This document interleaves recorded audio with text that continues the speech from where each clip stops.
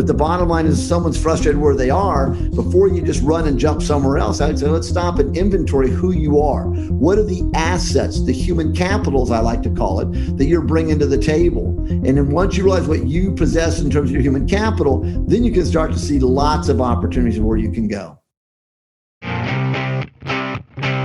Welcome to the Weekly Leadership Experience, a place for leaders to get inspired, be challenged, and grow. I am your host, Rashad Oberlander. Let's get started.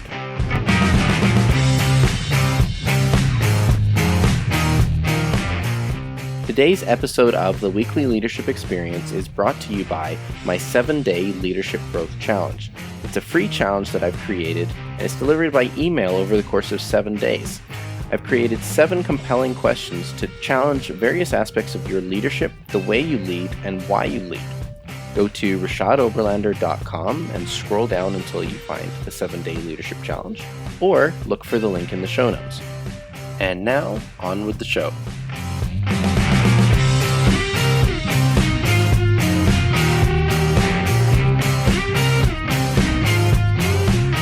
Well, hello leaders, and welcome to this week's show. I'm excited today to be joined by Dr. Jeffrey Magee, who's been called one of today's leading leadership strategists. Dr. Jeff is the author of more than 30 books, 3 college graduate management textbooks, 4 bestsellers, and is the publisher of Professional Performance magazine. Dr. Magee brings over 2 decades of executive and corporate development expertise, with the last decade working in both the startup to mature growth market business sector. Dr. Jeff joins me today to talk about your trajectory code, how you can use that to leverage your own performance, as well as how we can help our team members perform at a higher level. Dr. Jeffrey, welcome to the Weekly Leadership Experience. Thank you very much. Good to be here. Excited. Thank you. Let's get into it. Well, I'd like to start with a little bit of your backstory, Dr. Jeff. You grew up in a rural setting, started a business at 15, which you sold before going to college to become a journalist. So I'm curious what made you pick that path and then what made you switch to leadership and corporate development? Great question. When you phrased a little bit of your backstory, that's a great way for us to start for all of our listeners that are joining us today as well. You think about whatever your age is, that your driver's license would say this is who you are as of right now. You kind of look in that rearview mirror of life, which represents everything that we have ever accomplished, tried, succeeded, failed at. We really are the sum whole of all of our life experiences and the people that we've allowed to come in and out of our life. And in terms of how you look at past tense, put it into context for today, and really kind of moving forward to be more successful, moving to wherever your goals are. That backstory is critically important. All of us are uniquely different. And when a person can recognize what their experiences are, or that backstory as you called it, and leverage that moving forward, phenomenal successes can happen. So being raised on a farm in Midwest USA, that doesn't make me better, worse than anyone else, but it gave me a unique set of experiences that later in life I draw upon, such as the work ethic I was raised within, the degree of accountability, self-accountability, discipline, commitment. Those are traits that any employer would love to have in an individual they hire or have on their team or they partner with. So, taking that as the baseline, my interest was always journalism. Before I went to college, I had written and had published in a major daily newspaper where I lived hundreds of articles. And then coupled that with I was a distance runner. So, my trajectory was I thought I was going to be a marathon runner and a journalist. So off to college I went. Quickly, I recognized journalistically I could compete with the big boys and girls, but as an athlete, the collegiate athletes were in a league of their own, and that wasn't me. So you start to realize, again, where are your strengths, and you leverage those. So running became a hobby, not a sport, not a profession. Spent some time in Kansas City in journalism, both print and broadcast. Enjoyed it, had a great run, received some great accolades at an early age. But a unique set of experiences started to cause me to look at the industry, the state of journalism. I know it's not this way for a lot of our listeners here today, I'm sure. But in the 1980s and 90s, I recognized journalism was a very negative, bitter industry, very toxic.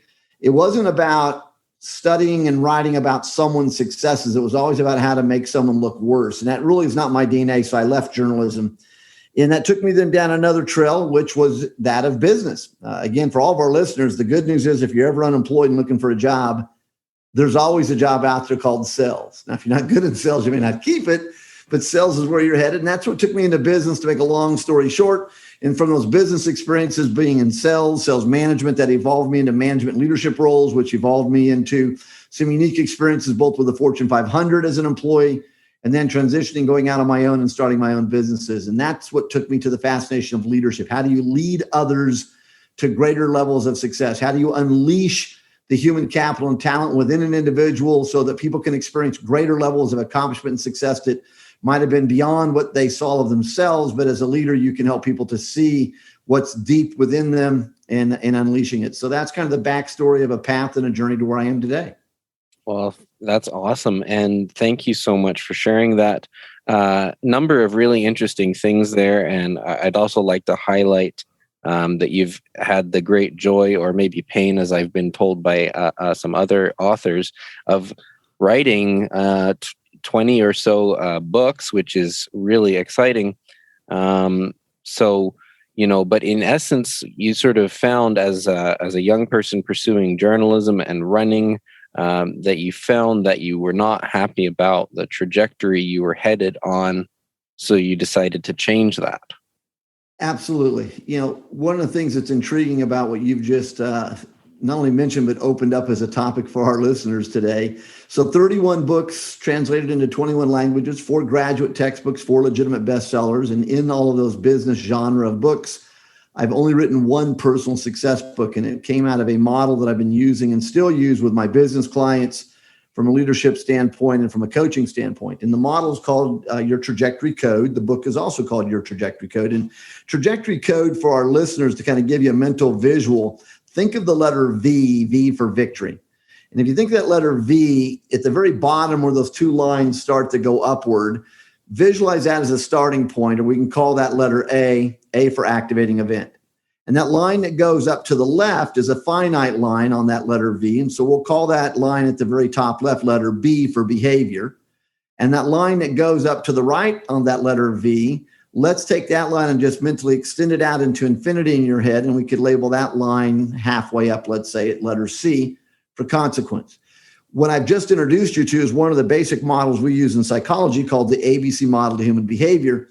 And I basically have reconstituted it into this V diagram model called Your Trajectory Code that gives you a way of looking at any decision you want to make or are making, any actions you're implementing or you're in execution mode.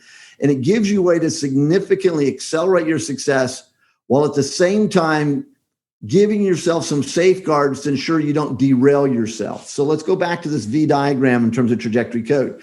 So when I was a journalist, I quickly recognized, okay, I like the concept of journalism and media. I like the idea of sharing ideas of ways to be more successful. And so later in life, I came back to my journalistic roots and started a publication called Professional Performance Magazine. And again, our listeners can check it out on the internet. So it's professionalperformancemagazine.com. And it's a publication I've been doing for 30 years that only talks about success. It's evergreen articles written by 20 to 25 of the top global leaders around the world. I've had world leaders, politicians, I've had celebrities, athletes, I've had New York Times bestselling authors, I've had, C-suite executives of the Fortune 100 level businesses globally, but it's always about success.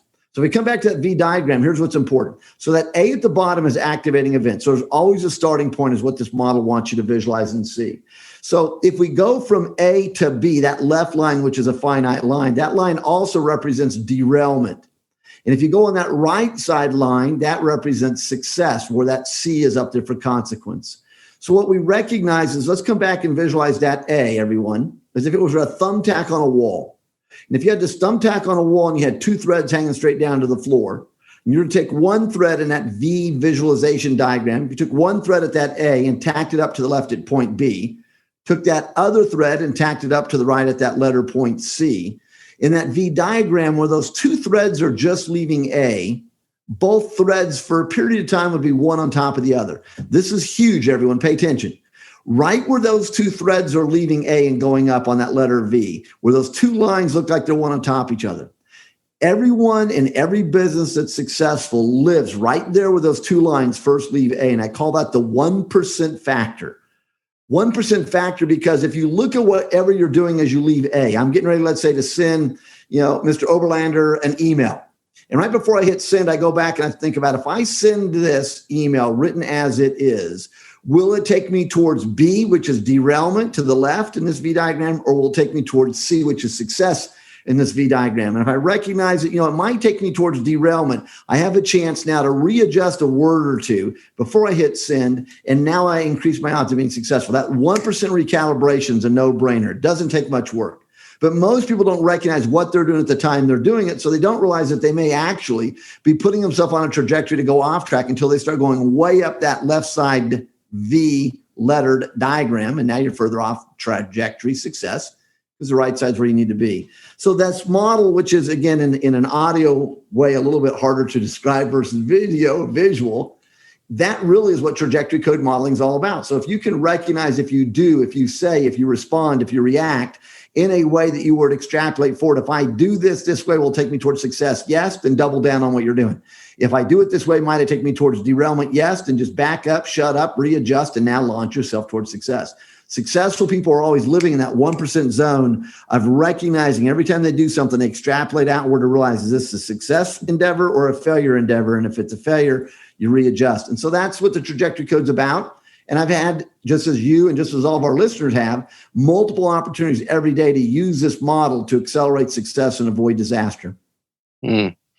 Which is, the way you describe it, Dr. Jeff, is, I think, both simple and complex at the same time, in that it's simple because you're describing, changes in behavior and kind of stopping and long enough to think about the action of the thing that you're saying, or whatever that might be, the behavior, as you say, right? So I think it's really powerful. And I'd love to come back to it in a moment, but I want to ask you a question that is important to me, because when people say this to me, it kind of gets me fired up and I want to help them figure it out. And, it is that, like, if someone, Dr. Jeff, says to you, they don't like where they're headed, right? Their trajectory, they don't like where they're going, but they also have a difficult time describing where they want to go. What do you say to that person? Great question. So one of the ways I look at life is a formula. Early on, if you or our listeners, if you have older brothers and sisters and you think back to when you were a child, you always were watching them and recognizing, what do they do? How do they do it? And does it work for them? What do they do? How do they do it? And are they getting away with something? And if so, you model the same behaviors. If you see someone do something that's not working out, you see someone do something and they don't get to success, they get in trouble, then you kind of think to yourself, okay, that was silly, shouldn't have done it that way, and you try a different approach. Everything is a formula. And so just like trajectory code, that code diagram modeled concept, it's a formula. So if someone were asking me, back to your question now, I'm not really content or happy with what's going on in my life. I know I need to be doing something else, but I'm not sure what it is.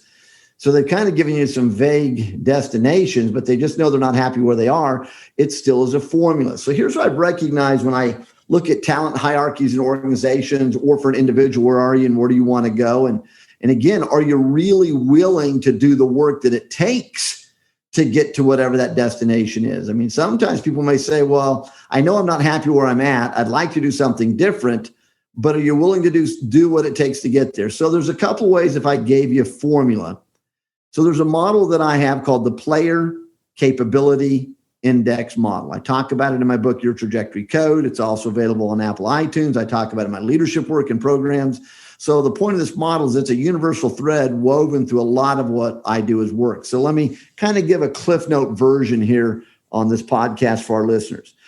If I look at the operational DNA of a human being, if I kind of phrase it that way, then we can start to recognize that there's categories that makes up who we are. So one of those categories I use in my formula is letter T, and letter T stands for training. So any way that you or I or someone else would look at knowledge information or knowledge gain, that would be letter T in this model. So if knowledge to you is defined as formal or informal education, that's still letter T. If it's technical or non-technical in nature, that's letter T. If it's certifications or non-certifications, it's letter T.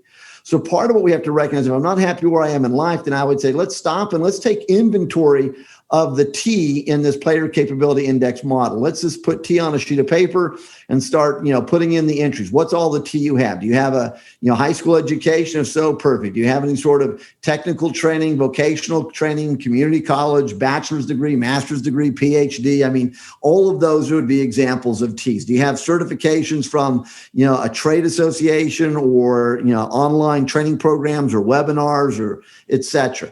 So again, the T is going to start to give us some ideas as to all of the other trajectories that might now start to open up as opportunities. But again, here's the tough love. If you're as dumb as a box of rocks, you're limiting your opportunities unless you're willing to get some additional T's. Second equation in there's going to be letter P for performance. What are the things historically from birth to whatever your age is that you've ever excelled at, that you've ever been recognized for accomplishment? Again, performance. Again, you may be great at math. That gives us lots of opportunities to explore, whether that's being an engineer, whether that's being a mechanic, whether that's being an accountant. Again, I'm not good at math, so those would probably be harder, things for me to do when someone says I'm not happy where I'm at and I want to go do something else. So part of who you are is going to be an academic, basically DNA thread in you. So academically, what do we have? Second is going to be P for performance. What are things you've done? Another thread is going to be E for experiences. What are your experiences?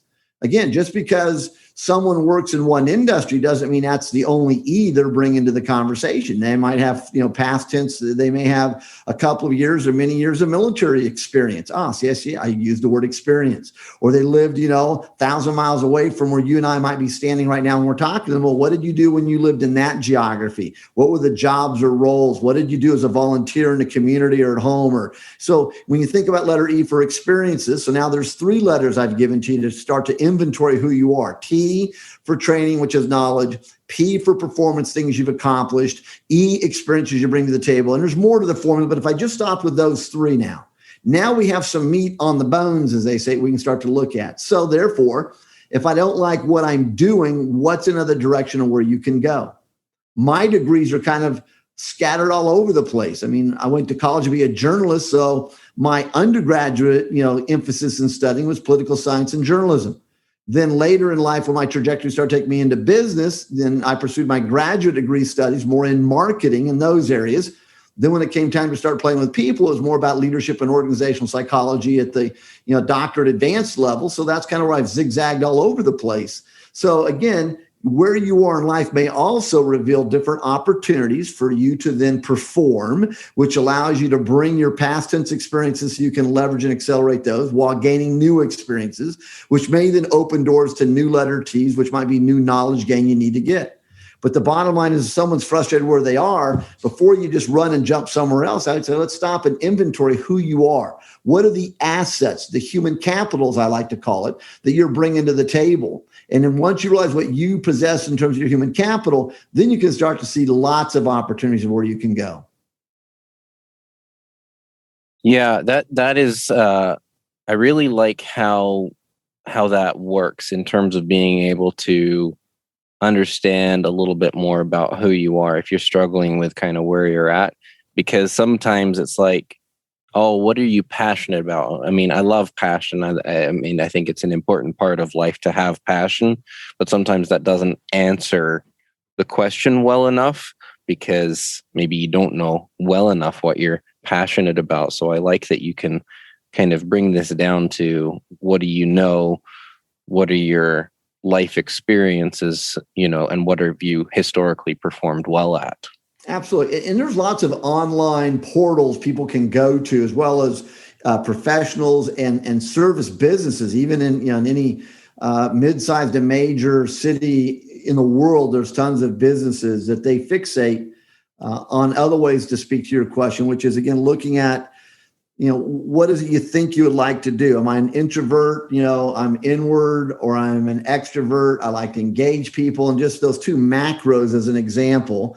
And yeah, there are exceptions to every comment, concept, and rule. But if I'm more outgoing, then okay. So think of a dartboard on a wall, and let's go way out on the far ring. I mean, what is it that you're passionate about, as you just said? But let's unbundle that. What are the things you tend to like to do? Or if you hear you're going to get a chance to go do that, or you see you can go do that, you tend to, come to life, as opposed to what are the things, if you hear you're going to have to do those, or you need to go do those, you kind of start thinking in your head, how can I avoid it? Or how can I put it off? and we start thinking, okay, I'm more outgoing or I'm more inward. I like to be around lots of people. Some people know people. I like to, work with people where I and them together are held accountable to reach goals, or I prefer to be held accountable just myself to reach goals. I mean, the more you Q&A that in your head, you start to go from this outer ring on the dartboard, you're coming in more and more and more and more and more. And that will start to give you ideas as to what sort of industries, what sort of vocations. Then that may take you to what sort of businesses or nonprofit associations, what sort of jobs and roles. And it gives you then, more clarity. So again, I love the way you phrased the first question. So again, for our listeners, remind yourselves, it was a vague question. I don't know what I really want to do from where I am. I just know what I'm doing is not answering it for me. It's not exciting me. It's not fulfilling me, or it's not giving me the meaningfulness I'm looking for, or the financial gains or rewards I'm looking for, or the validation I'm looking for. So you have to first kind of think about it from those big, macro, generic, vague ways. Don't let this overwhelm you, and then you can get more specific. I mean, I remember, I lived in Bozeman, Montana for a period of time as an owner of a large training company, and my medical doctor was a phenomenal woman. And one day in conversation, we got visiting, and she probably at the time of this conversation, I'd say she's like 45-ish to 50. But what's interesting is that for 20-ish years, she was a flight attendant for United Airlines. And while she loved it, it just wasn't doing it for her. So she went to medical school, and she was my medical doctor. I never would have put that puzzle together. So again, you can always answer it, but you just have to start to look at it from vague to get specific if you don't know the answer. And that's a phenomenal example, I think, of someone who has changed the trajectory of their life. I mean, going from being a flight attendant to becoming a medical doctor is quite a diverse change, right? Absolutely. Which I think really, Dr. Jeff, would segue nicely into the question where I wanted to kind of come back to talking about changing your trajectory. So, in the case of this doctor of yours, she made a huge change, right? And whether that was made in kind of one leap, or maybe it was made over the course of multiple adjustments. But, yep. I read a brilliant interview you did with Forbes talking about these 1 degree adjustments or calibrations, as you described them. So could you talk a little bit about that? Is it more or less effective, or kind of situational in terms of how making small 1 degree adjustments is more or less or different than making big moves? Yeah, great question. So one, it's going to be a little bit of both is the answer. So again, if I want to accelerate my level of success, part of that success is going to be tied to, how do I look at what's going on around me? Then from that, do I make small adjustments or large ones to your question? It's kind of like what came first, the chicken or the egg? Or people say, are leaders born or can they be created? The answer to all three of those is it's yes to both. So part of success is continuously being aware of where you are to make the 1% recalibrations while being ready for when you need to make a major adjustment, you can do it. So for example, as the time you and I are recording this podcast for our listeners into the future, we're recording this as we're coming out of this crazy pandemic world we're living in of 2020 and 2021, 2022. And in my business, I learned back in 2001 here in North America after 9/11 that the industry I was in, I had a lot of colleagues much more substantial than me reaching out to me after 9/11 and inquiring that, hey, our business is flatlining, our business is imploding. We're hearing through the grapevine, your business is doing good. What the hell are you doing?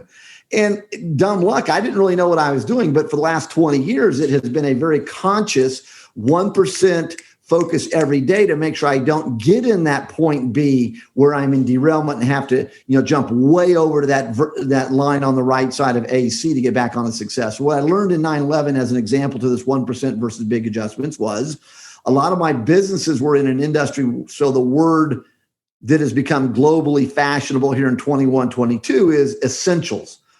Businesses that are in the essential space really can't be shut down. So while someone may want to shut down lots of other businesses, if you're in the essential space, you have to keep your doors open. So what I didn't realize I was doing 20 years ago was that I had clients in different markets, but they all were in the essential space. So they still needed to do business, which meant they needed me. So when the pandemic, when this, coronavirus or COVID-19 or whatever you want to call it happened, and lots of businesses around the globe got shut down because societies got shut down in lots of places, all of my businesses were still in that essential space, which meant all of them were open for business, needed to stay open for business, and they were all actually in a growth mode. So every one of my clients' businesses grew in the past 24 months, where lots of other businesses either were fighting for survival or they went out of business. So the point of that story now comes back to answer your question. So what I've done for 20 years is to ensure that when I'm prospecting for a new client, when someone reaches out to me and asks me to come speak on their convention stage for a conference or convention, whether it's in Berlin, London, in Canada, United States, wherever, if I have a choice, and one of them wants me to come speak because they're in the essential space, and everyone in the room is going to be representing businesses that are in an essential space versus non-essential, I'm going to the essential. If I look at the mix of my current clients, all of them are in essential spaces. So, and I have a cross-section of clients. So therefore, it's going to be really doomsday if they all shut down and I shut down. So those are 1% adjustments. Now, sometimes I may recognize, well, wait a minute, I have too much work going on with one client. Well, that's great. I then realize, whoa, wait a second. I need to aggressively do something, not to get rid of them, but to bring up and increase my work with some other clients. See, that would be a major change because I took my eye off of the ball. But 1%, last silly example for everyone. You're driving down the road.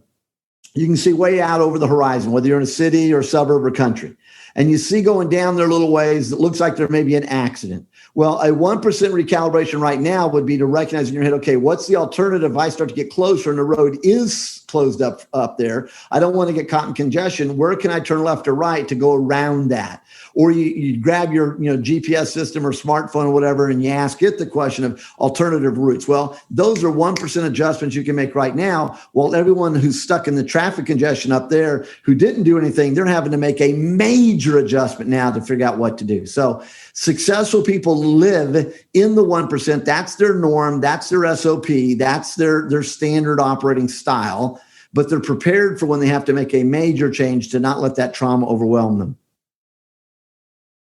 That's awesome. I really like that. And, like the first thing that occurred to me thinking about this kind of idea of 1% or micro adjustments and big adjustments as well is I'm a bit of an outdoors person. So I like kind of the idea of, if you're following a compass and you're using a map and a compass as your guide to traverse some terrain, you can get a good distance off course over a distance if you're not paying attention to the direction you're heading. So you kind of constantly are making these micro adjustments to make sure you're on the path to your destination.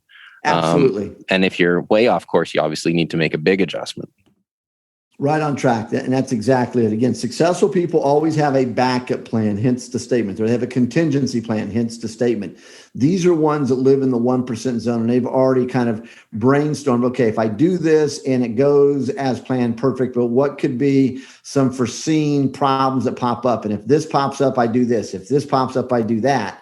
That's, again, living in the 1% zone versus, again, classic statements. I always have a backup plan, I have a contingency plan. See, the person who's not getting anything we've just talked about for the past 30 minutes and are not living in the 1% zone, they're not living within a trajectory code concept, are the ones that, again, every time they run into a problem, they have no clue what to do. And so they don't say, what's my backup plan? They say, I've got to go back to the drawing board. And the mere concept and adage of saying I've got to go back to my drawing board means you were not living in the 1% zone. You were not thinking of contingency plans. You were flying by the seat of your pants, and you were just hoping with a prayer and some energy you're going to get to your destination. It doesn't work anymore. Oh, no kidding.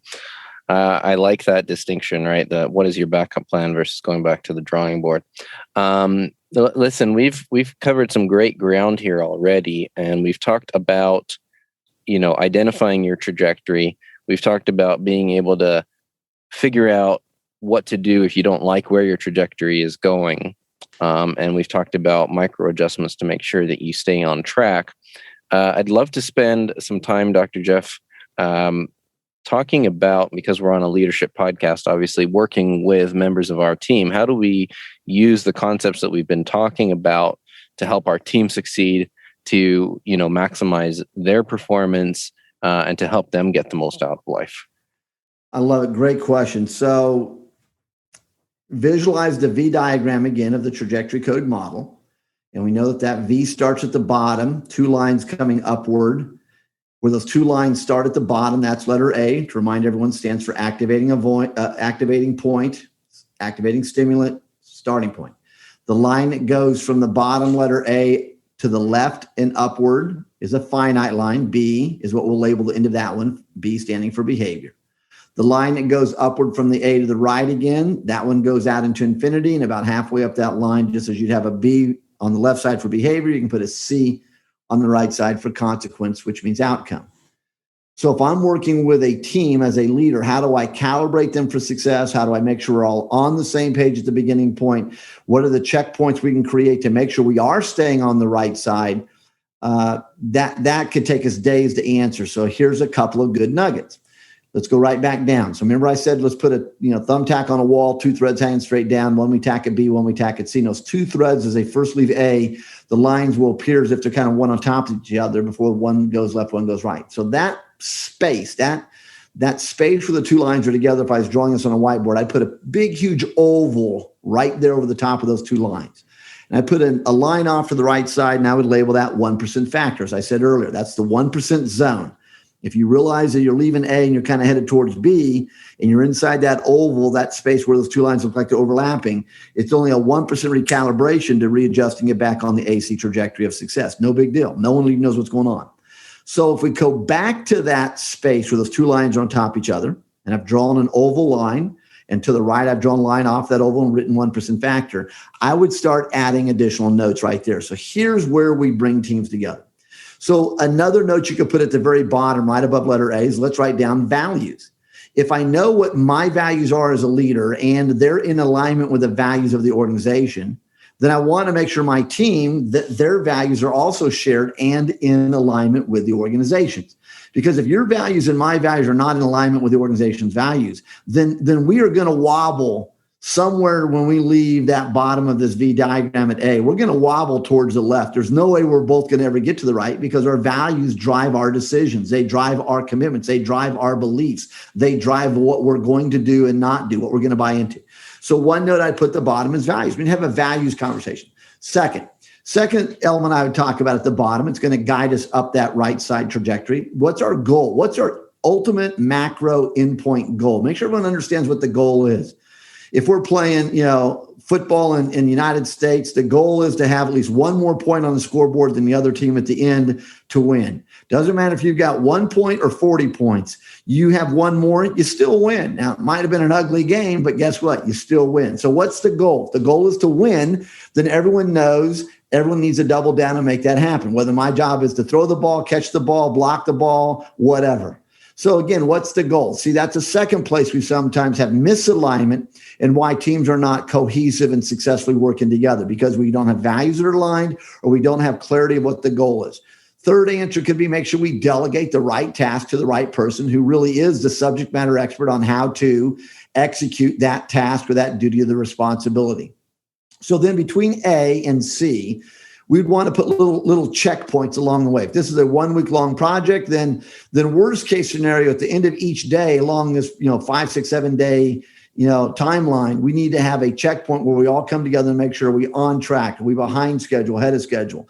That's another way to get people to work together. Incentivize. Again, we all do things for reasons, but guess what? If all of us had a paycheck that's partially tied to what we do, then we're going to be more mindful of what we do so we get that piece of the paycheck. But if another part of our paycheck was tied into how we interact with our teams and how our teammates interact with us so we accomplish some team goals, now you're going to have a reason to bring people together.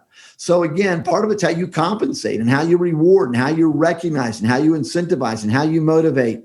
Again, so there's a lot of answers to how you bring that team together. But it starts with, are we together at the very beginning? That would be a whole series of ways to look at how to align your team. And there's other ideas I could share as well, but let me kind of hit pause there and tell me what you're hearing, what you're thinking. Yeah, I think it's critically important, like you say, is right at the beginning where the lines are still overlapping. and you have the time and space to be able to make that micro adjustment, is checking in with everyone is, are we all here together? I think is wildly important because, maybe from your perspective, but, from what I have seen in my career is sometimes that goal is assumed. Sometimes that trajectory is assumed. And sometimes the other factors that you mentioned, even values and other things, are just assumed that everybody shares that common concept, and it's not the case.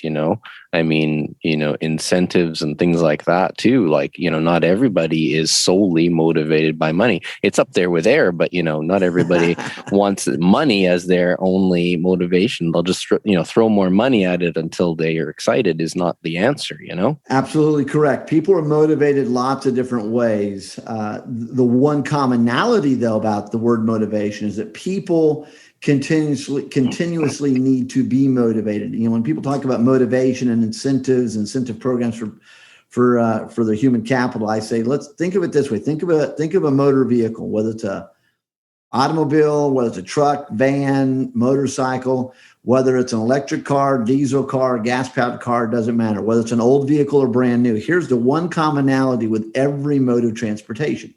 At some point, you will have to refuel and re-energize that vehicle, or it's not going to work. And that's what motivations comes down to. And you just hit it on the head. Some people need continuous motivations, like, a 30-year-old, Suburban or pickup truck that you've got to fuel it up almost every day to get somewhere. And others may be vehicles that you only have to fill up, once every couple of weeks and they go great. And some, again, are going to be, electric. Some are going to be diesel. Some are going to be gas. Some are going to be whatever. And that's the same way to look at people through that kind of analogy and metaphor, that not the same thing works for everyone and not the same amount of whatever works for everyone. And once you see it that way, you can blend a hybrid of people together to be one incredibly cohesive team. Wow. And the power there is just phenomenal. I think that it's such an opportunity generally in leadership and generally in business is to, find that way of bringing your team together. There's so much disunity and dissension and things of that nature that, hold back teams and leaders from reaching their real potential. Absolutely. Trust is a critical factor in this conversation. Communication is a critical factor in this conversation. Shared values is a critical factor in this conversation. And of those, one that I would really kind of, focus back in on is communication. We live in a global community today where the reality is we have a massive amount of miscommunication. And what I mean by that is that it is stunning the amount of people communicating, and they're communicating in half facts, half truths, and sometimes straight out rhetoric. But because of who they are or how convincing they can sound, people sometimes don't validate, vet, or hold them accountable to their statements. And so a lot of what creates this dysfunctionality or lack of alignment and cohesiveness is actually miscommunication that's been allowed to be presented. And then people that keep fanning the flames of that misinformation. Here in North America, that is absolutely one of the reasons why I left journalism in the 80s, when I had a first-person experience of just straight-out misrepresentation of facts by publisher, by editor, by journalist. And it's like, that's not who I want to be. Jump forward decades later, and it's not different. And it's that way in businesses. A lot of times that, I'm working with clients and organizations, and people are really, they're professional, but they're really, really convinced of their position. But when you have them articulate, you start to see why they are where they are. And it's because of misinformation. It's led them to have misinterpretations and therefore reach misdecisions in their calculus. So communication is critical to have facts and not rhetoric. Isn't it interesting that, we fight a battle of a different sort, I suppose, right? In regards to communication and to, this is a little off topic of what we've been talking about, but, the fact that, you can be the loudest voice out there and you're misrepresenting information. And this is sort of the battle is that, we're fighting not with the sword, but with the pen, right? That's it. William Randolph Hearst made a comment, 100 years ago, who was one of the largest print barons of the planet. You don't want to get into a fight with a person who buys ink by the shipload. And that's kind of where we are. The person who has the podcast or the satellite, news channel or the et cetera. A lot of times we're fighting these fights with pens and voices. And sometimes we have to hit pause and say, what's the agenda? And bringing it back to leadership, kind of our focus today. What we're talking about does have a huge issue. If I'm a leader of a business, who are my advisors? Who's on my board of directors? Who are my confidants? Who are my consultants or coaches? Who are the people I go to with my questions? And you've got to sometimes ask yourself, do they truly have the credentials that they should have to help you, vet through the topic at hand? And again, what's their agenda? Everyone has an agenda. And we have to recognize what that agenda is. I find that as I interact with people around the globe, the worker side of all of us, or the worker person around all of us, really has some very simple shared goals all over the planet. People want to be able to work in a clean, safe environment and not think that they're going to be killed that day. People want to be able to earn, a wage from which they can take care of themselves and their family. And if that wage won't help them to take care of themselves or family, they want to have an opportunity to, back to one of your first questions, to grow and develop themselves so that they can bring more value to the marketplace, so that they can, be able to gain a greater paycheck, versus the person says, I have low value to the organization. But again, no one likes tough love on the planet. So that's why some people either love or hate me. But the reality is we have a lot of good people, but they're worthless. They have no skill sets that really have value, and they're not willing to increase their skill sets to have value. So they're unable to get, in essence, an opportunity that they want, back to your question at the beginning. And so the you, the I, and the other person that is continuously working to improve themselves, continuously working to increase their education or their skill set, whether it's white collar or blue collar, so they can bring more value to their employer or the marketplace, so they can demand a greater paycheck. Well, again, that's a lot of work, discipline, and commitment. But then you have another group of people, they don't want to do any of that, but they want those rewards. I'm reminded of a phrase I say a lot to people, especially it seems like in the last couple of months. Seems like the planet has all of these endless lines of people that are envious of what someone else has. But I have never seen a line of people envious of the work that those people put in to get what they have. And so that's the difference. Leaders are willing to get off their butt and work. Leaders don't work 8 to 5. It's a 24/7 life. And successful people live a 24/7 life. So if you want to have this convenient compartmentalization where I only work X number of hours and I get to play X number of hours and I spend X number of hours on other things, that's fine. Life balance is great, but you're making a conscious decision, which means there's ramifications and there are consequences to those decisions. And so as a leader, you have to be willing to recognize, where am I? And a leader doesn't equate to a title on a card. I mean, you're an employee. You are a leader of yourself. You are an influencer to the 1 or zillion people around you. And once we wake up and start recognizing that, then everyone is going to be able to increase their level of success in life. Yeah, wow. And that is, I think, the number one starting point, I think, in most leadership journeys is figuring out how to lead yourself, which kind of summarizes in a great fact your discussion on trajectory code. So we've covered identifying your trajectory, dealing with your trajectory, some of the things that you can do to identify how to change that if you want to go in a different direction. We've also talked about how to utilize those concepts with your team for success and for their success.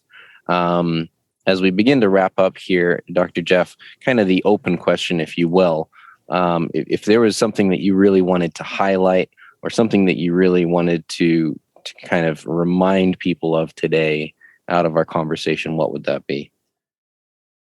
Yeah, I would take it back to really what I focus on whenever someone asks that kind of a question.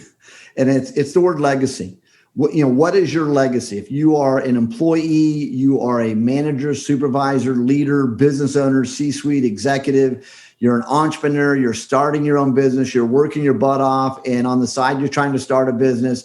You're a parent, you're a sibling, you're a neighbor, you're a friend, you live in your community. No matter which of those boxes I've just described as you, it comes down to the word legacy. If this was your last day on the planet, what is it that you've been doing that people would know you for? If you're a parent, your kids are not your legacy.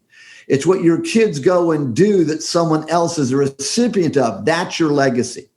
So as a leader, how I can grow and develop people and give them more self-confidence and engineer environments for people to have more successes and wins. And if all of that as a formula comes together, the business thrives and everyone has a job today and tomorrow, then everyone has a chance to be great themselves. And as a byproduct of what they're great doing, someone's a recipient. There's Jeff Magee's legacy. So that final statement is, what's your legacy? How do you help other people? How do you pay it forward, as the phrase of the past 20 years has kind of come out and sometimes is around us and sometimes we forget about. So summing it all up, I mean, it's your legacy. What do you do to be greater today than you were yesterday? What do you do that when someone leaves your presence, they're better off for having been in your presence than they were before they walked up to see you? That's what it all comes down to. And I love that. I love the question. I love the challenge of thinking about it that way. So I appreciate that. Last couple of questions for you. What is one thing you know about life or leadership that you wish everyone knew? Everyone's a leader. And when you choose not to be a leader, you're a leader. I love the irony. It's good. Last one. What are the 3 words you want used to describe your life? 3 words: passionate, committed, helpful. Beautiful words. I love those words. Thank you, Dr. Jeff. Absolutely. This has been a real eye-opening conversation, I would say. And I think a lot of things I'd love to think about in my own life and apply some of the concepts we've been talking about. I know the listeners are going to love it too. Thank you. As we wrap up here, why don't you point people to where they can connect with you or learn more about what you've got going on? Appreciate it. So 2 places they can find more about me. Again, my name as it's spelled on the screen, so check the right spelling. But you can obviously go to jeffreymagee.com, and you can scroll the navigational bar at the top to find out more about our leadership programs, sales programs, resources we have, B2C and B2B space. So you can sign up for a lot of free resources I actually provide and give that you don't have to open up your checkbook or get your credit card out for. So jeffreymagee.com. The media company I own is called professionalperformancemagazine.com. And on the professionalperformancemagazine.com website, you can see our quarterly magazines. If you want to get a free digital subscription, we're in year 30.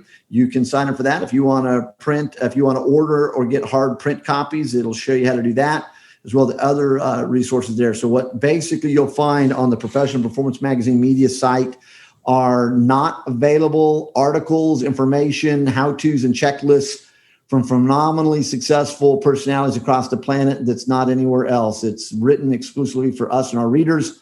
So again, the last 3 presidents of the United States, Tony Blair, Richard Branson, Archbishop of Canterbury, to pro athletes, to celebrities, to major business entrepreneurs, to here in North America, American Indian heritage is a fascination of mine. So I always have a tribal Indian chief write an article from their heritage perspective on performance, achievement, success. I do a lot of work here in the United States with the National Guard, the military leaders in each of our 54 states and territories. So I typically have a military general writing an article on leadership from their perspective. So a wide spectrum of people from centurions, the baby boomers, the generation X, Y, millennial, and Z, men and women. Success does not see color or gender or anything else. It is blind. And so I go out and get phenomenally successful people to share their slice of success. So professionalperformancemagazine.com and jeffreymagee.com. Thanks for asking that. Yeah, no problem. I'm glad to point people to you. Thank you, Dr. Jeff, for your time today. Absolutely. It's been wonderful. You very much. Thank you very much. We'll talk again soon. Thanks. Bye-bye, everybody. If you've enjoyed what you've heard today, would you head over to Apple Podcasts or wherever you listen to podcasts and subscribe, leave me a rating, leave me a review, and share this with a friend. It spreads the word and helps the podcast grow. You can also find me on social media at R.E. Oberlander. Until next time, stay awesome.